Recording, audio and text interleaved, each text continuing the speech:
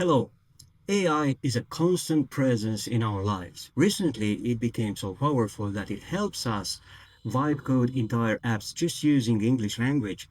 It can draft emails for us, it can help us draft content, it can even generate videos or music, making our entire life in the software or digital area extremely easy. The price for getting access to such intelligence ranges between $20 a month up to $300 a month for really powerful subscriptions.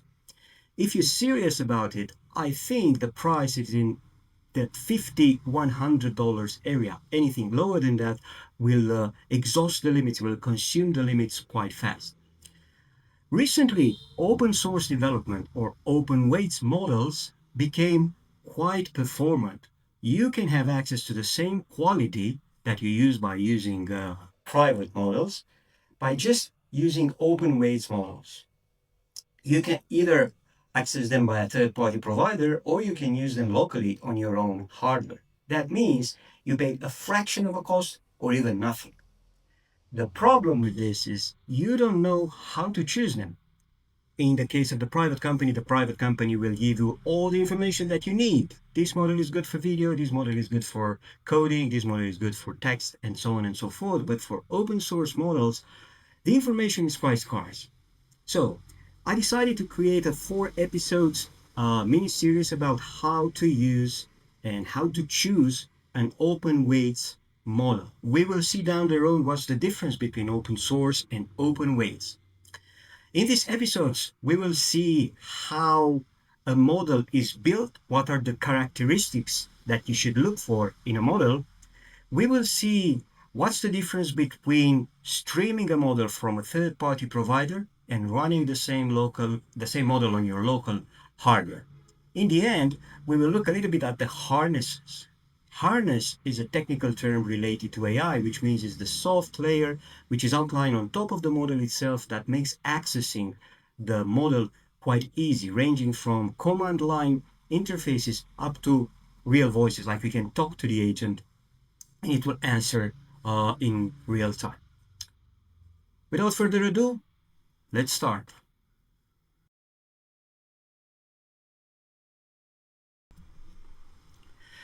Before going forward, let's clarify the difference between open source and open weights. Open source means you have full access on the source code that was used in the process of training of the model. Open weights means you have access to the final object, to the result of the training. So when you hear, I will download the weights for this model, you basically will download the file itself. Now, not all the companies who are releasing open weights models are also open source. As a matter of fact, very few are releasing the entire pipeline of the training. But this is not important for the current situation where we are trying to understand what is the best open weights model that you can use. With that clarified, let's move forward. Let's start about how you choose a car.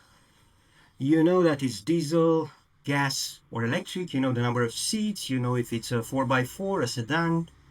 What are these metrics that are used for the open source AI models? There are 4 types of metrics that counts. There are many others that you should use, but for these 4, if you just master these 4, it will be very easy for you to understand what a model does.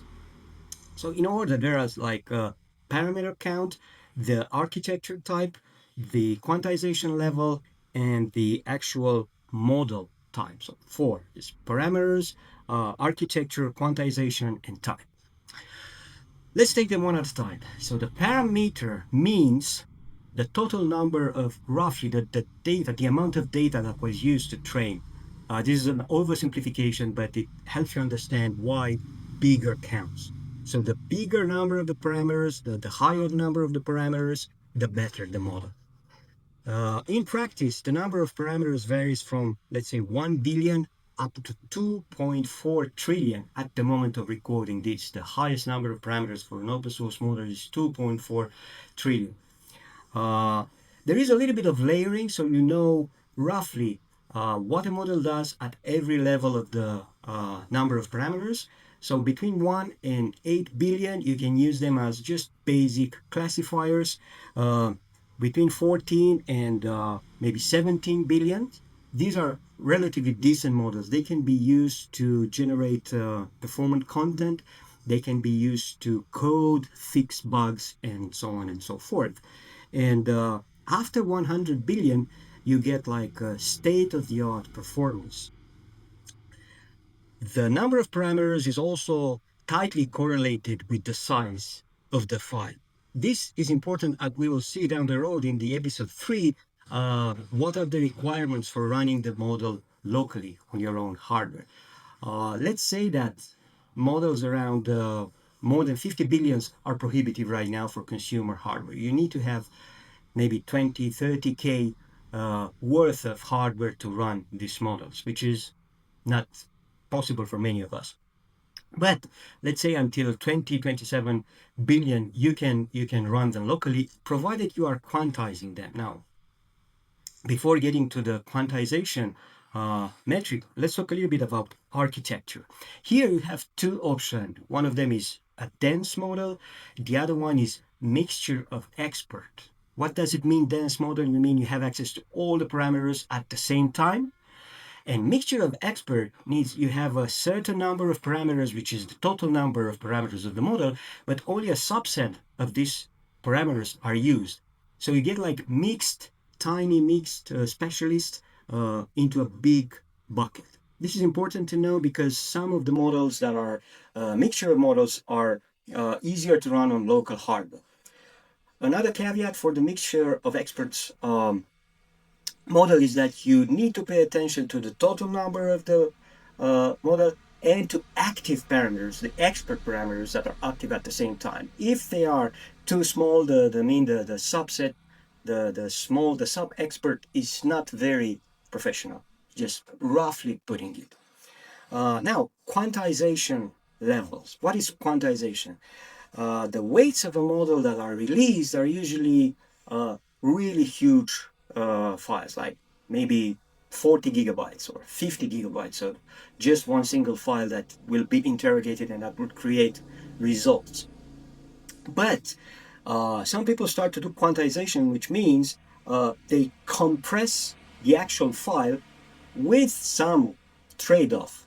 Some little bit of quality will disappear.